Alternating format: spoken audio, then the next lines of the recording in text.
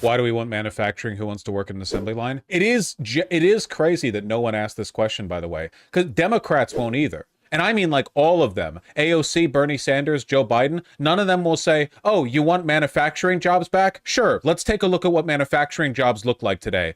Here's a live video feed from a security camera overlooking the suicide nets outside a factory in Beijing. Look at them down there. Look at them go. Oh, you want American-made like textiles? Okay, well, hey, let's go over to Bangladesh, all right? Let's take a look at what they're up to over there. You want American textile workers? We already have them. There are slaves. No, not slaves. There are fucking sweatshop workers in LA.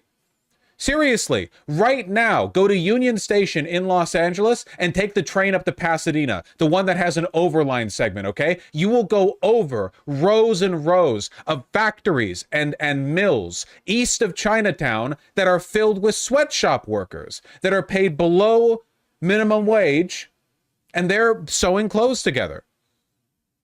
You can just check it out right now. Go inside. Go inside. We want that back? You want it? I think the idea is that people would have a factory job than no job. See, that's bullshit because agricultural workers down in the South genuinely have had trouble getting Americans to move down there to pick crops. That's bullshit, man. The fact of the matter is, Americans have grown fat and lazy and arrogant, and they say they'll take any opportunity that comes their way, and they won't, and the math proves it. They don't want what that work looks like. And the American consumer does not want to pay the prices they would have to for all of our manufacturing being done here. The American dollar is just too strong. We benefit from the disparity in our currency's value and the value of currency over in China, Bangladesh, Taiwan, Vietnam, whatever. Well, not Taiwan really, but you know what I mean. Philippines, Vietnam. There are ways to build this out fairly, and I'm not saying there's no room for manufacturing here in America, but you can't bring all manufacturing back. Why would we? We already do a bunch of agricultural work here, and that's fine. It makes sense to produce food domestically. You know, you don't want to ship every morsel of food across the world before it makes its way into somebody's hungry mouth. Why the fuck do we need to be mining all of our iron ore here? Why the fuck does all of our steel production? What about our timber? Why would we produce all of our lumber domestically when Canada is to our north? Can't we benefit a little bit from national specialization while also advocating for robust job security? Like, nobody seems to have, nobody understands what this all leads to, what the vision is. You're between a rock and a hard place, okay? You can't manufacture everything or even close to everything here in the United States because people aren't going to pay those prices. In order to keep prices down, you would have to treat American textile workers as bad or worse than Bangladeshi textile workers. And nobody wants that. We just want to complain. We just want to complain. Oh, I want everything. I want to have the strongest economy in the world. I want to be able to import everything from everywhere for cheap. I want to be able to get my Chinese sweet treats. But I also want everyone to be able to afford a house and pay for the college of their children off of one income and a manufacturing job that hasn't existed for 60 years. I want all the manufacturing to be here, and I want all the domestic production to be here, but I don't want to have to pay American-made prices for it. I'm sorry, man. How privileged we are to even be able to argue like this. How fucking good we must have it that we can go out there and be like, well, no, I want literally everything. If you want your money, take it. The bourgeoisie have it. Where'd the money go? Where'd the money go? It's up there. And in the Cayman Islands. You can fix all of this with redistributive. If we had the taxation and redistributive policies that you would get from some place like France or Germany or whatever, we could live like kings.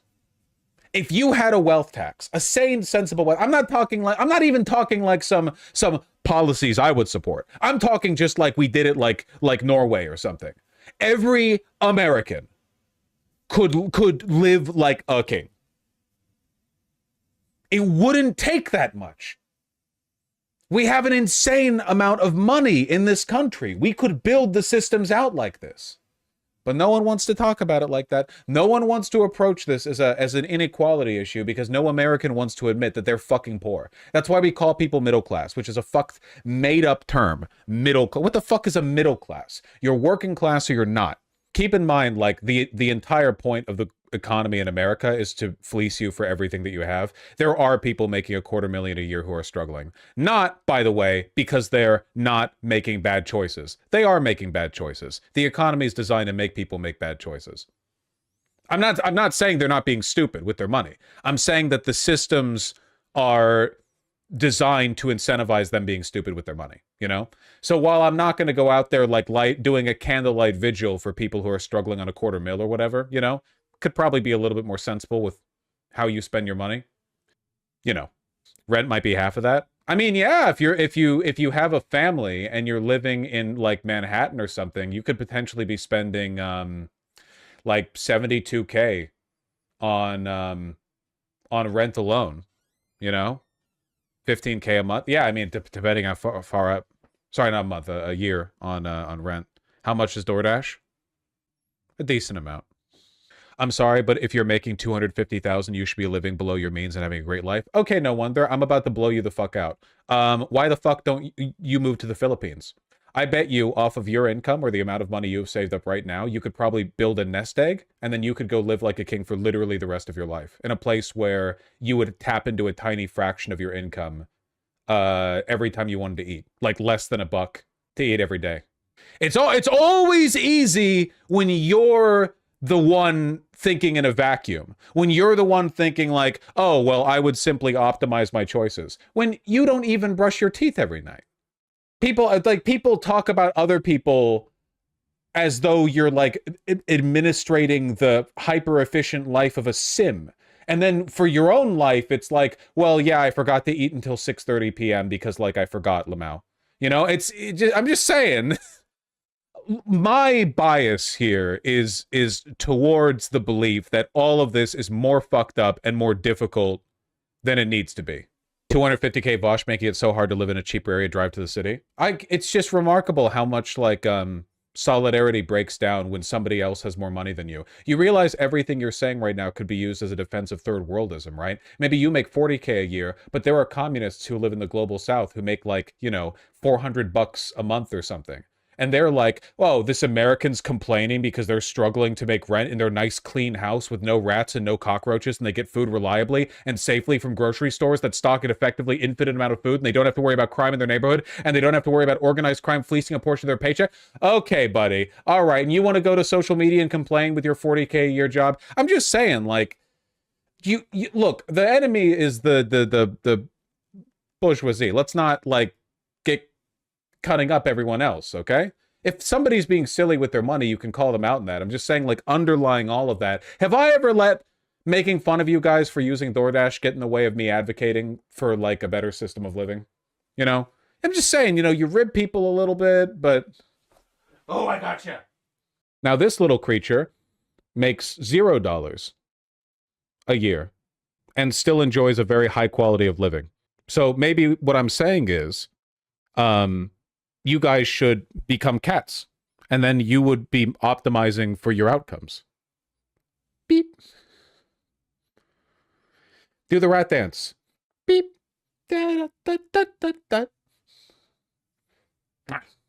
At Vaush, I agree. Hey, if you make 250K, good for you. If you're having problems, I'd love to have those problems. Well, yeah, I don't think anyone's arguing that it's not easier to make more money. I guess I just don't understand the point.